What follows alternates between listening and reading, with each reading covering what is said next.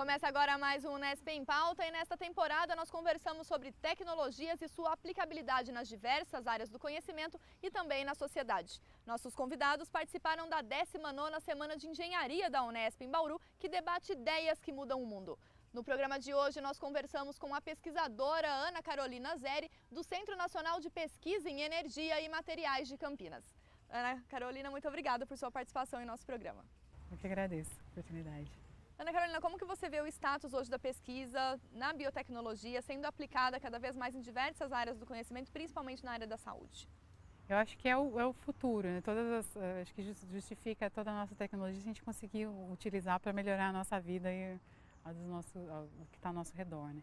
E, por exemplo, lá no CNPEM, eu trabalho no LNBio, que é o Laboratório Nacional de Biociências, a gente também tem o Laboratório Síncrotron, que faz parte do campus, e cada vez mais as aplicações mais interessantes da física e da tecnologia são em problemas biológicos.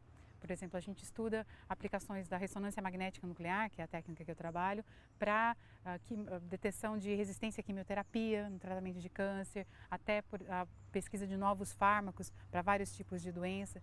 Então é uma aplicação direta de tudo que a gente aprendeu de física e matemática para estudar os problemas biológicos. É isso que é a definição aí de biotecnologia, né? E é um campo amplo de pesquisa. É bastante amplo. Tem pessoas de várias áreas, então porque tem aplicações em medicina, em nutrição, em agricultura. Então, desde pesquisar novas vacinas e novos produtos, por exemplo, a gente tem começando um projeto de prospecção de enzimas para a produção de cerveja ou para a produção de etanol de segunda geração. Então, permeia todas as áreas aí da ciência.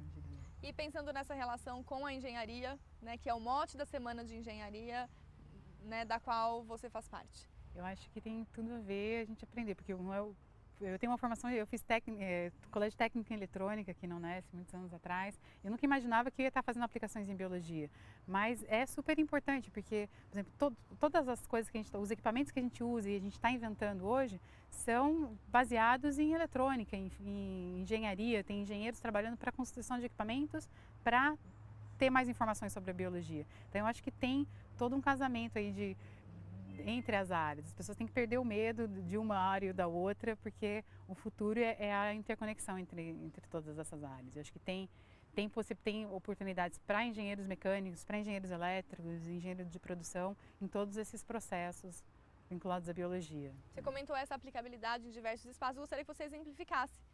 Primeiro você começou a falar um pouco sobre a questão da quimioterapia e você faz um trabalho de ressonância magnética direta ao tratamento de câncer. Eu gostaria que você explicasse isso o que a gente está fazendo é uma parte especificamente, uma delas, né, o que a gente chama de metabolômica, que é usar a espectroscopia por ressonância magnética, isso também pode ser utilizado espectrometria de massas, para tentar detectar pequenas variações entre como as pessoas respondem ao tratamento quimioterápico. Hoje em dia, o tratamento quimioterápico é muito experimental ainda. Então, o que acontece é que, por exemplo, no caso da leucemia, que é o projeto que a gente está mais envolvido, cerca de 30% do paciente não responde ao tratamento, que é um tratamento que é feito em geral para todos os pacientes. Mas o que a gente sabe? Como que esse paciente é um pouquinho diferente do outro? Então, o que a gente faz é pegar, por exemplo, o paciente chega para o tratamento, a gente pega um pouco do sangue dele e a ideia é no futuro poder fazer o tratamento com a droga naquelas células do sangue, ver a resposta dessas células usando ressonância magnética, que é no meu caso, e tentar usar isso para saber se aquele paciente vai responder ou não ao tratamento. Então, no caso do Boldrini, o que a gente fez já tem alguns experimentos onde a gente consegue ver diferenças entre os pacientes que são bons respondedores e maus respondedores ao tratamento. Então, são pequenas diferenças das moléculas que ele produz quando tratado com a droga. Então, com isso, eu consigo saber em 24 horas se aquele paciente vai ou não responder ao tratamento. Se ele é um bom respondedor, ele pode até ter a dose de quimioterapia reduzida, por exemplo, com menos efeitos colaterais. Agora, se ele é um caso que é um câncer mais agressivo, a gente já pode direcionar esse paciente para um tratamento diferente. Você não perde um tempo de esperar aquele tratamento tradicional para ver como ele vai responder. Então, a ideia é ter o máximo de informações possíveis sobre a pessoa. Então, o que a gente está indo para um futuro da medicina personalizada. Saber como que cada pessoa responde àquele tratamento, né? Então, a biotecnologia, essas técnicas vão fazer com que fique cada vez mais fácil de você individualizar o tratamento. E eu acho que esse é o futuro da medicina. Exatamente, para viabilizar e visualizar cada vez mais essa aplicabilidade dessas tecnologias em desenvolvimento com as demandas da sociedade. Isso, porque o que a gente quer é que a nossa vida fique cada vez melhor. que você não quer que diminua, por exemplo, efeitos colaterais de medicamentos, de tratamentos. Como que a gente faz isso? Estudando maneiras novas de fazer os tratamentos. E para isso não é só o biólogo ou só o médico, a gente tem que ter um envolvimento de todas as técnicas. Porque, por exemplo, as máquinas que a gente usa foram construídas por engenheiros elétricos e tem toda a parte da engenharia mecânica envolvida também nos equipamentos de alto vácuo. Então tem oportunidades para todas as áreas trabalharem um pouquinho em cada parte para chegar num resultado melhor para todo mundo. E essa interdisciplinaridade, multidisciplinaridade, melhor dizendo, ela tem se feito presente, principalmente no centro de pesquisa de vocês em energia e materiais. Sim, a gente tem pessoas de várias áreas e, por exemplo, tem engenheiros elétricos que acabam entrando na pós-graduação em biologia, na Unicamp, no caso, para vir fazer a pós-graduação lá com a gente, para aprender a utilizar essas técnicas. Tem engenheiros de alimentos que hoje são pesquisadores, que usam raio-x para estudar proteínas.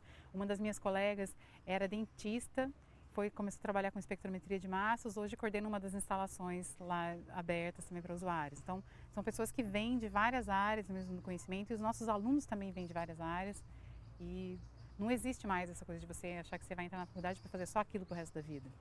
Você tem que estar disposto a mudar com os desafios que a gente tem. Porque a gente está falando de tecnologia em desenvolvimento, Exato. De inovação e que... Se você quer inovar, você tem que estar aberto a inovar também na sua formação, aprender coisas novas todos os dias. Né? Eu acho que cada vez mais com a internet, o campo de conhecimentos está cada vez mais acessível para todo mundo. Né? Então, você não tem que ficar fechado só naquilo que é o seu currículo acadêmico mais. Em meio a essa acessibilidade desse universo grande de inovações e de informações, alguns desafios também para a pesquisa nessa área. Eu gostaria que você apresentasse para a gente quais seriam eles. Então, o desafio é que a gente está, todos esses equipamentos de alto porte ainda dependem de uma infraestrutura, por exemplo, logística, que a gente ainda também tem que desenvolver. Por exemplo, os equipamentos com que eu trabalho são super sensíveis a variações na energia elétrica, variações na temperatura. Então, eu preciso de, por exemplo, um trabalho com o pessoal da manutenção, do ar-condicionado, porque todo mundo tem que nos ajudar a manter o negócio funcionando para a gente poder aplicar. E o desafio maior é trazer mais pessoas para essa área também. Então, criar a vontade de aprender em outras pessoas. O que a gente tem trabalhado muito é com divulgação de ciência e divulgar a ciência como uma maneira de aumentar o interesse pelo conhecimento em linhas gerais. Então, mostrar para crianças que é legal fazer ciências, que é legal aprender, para que daqui a 10 anos a gente tenha pessoas pesquisando e alunos trabalhando com a gente para continuar a inovação, o processo de inovação. Essa popularização, então, ela se torna fundamental. Eu acho que é fundamental e nos Estados Unidos eles já estão vendo isso porque diminuiu muito o número de pessoas fazendo engenharia.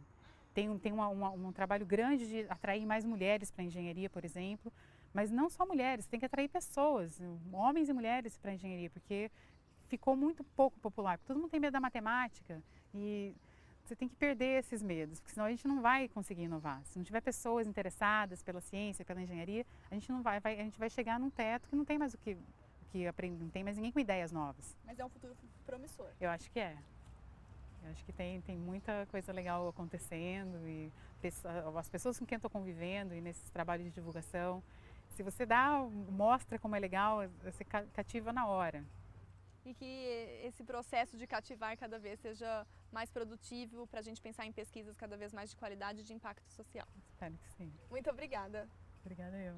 O Unesp em Pauta fica por aqui. Se você quiser rever este programa e entender um pouco mais sobre a aplicabilidade de tecnologias, acesse o nosso site. Obrigada pela companhia e até a próxima.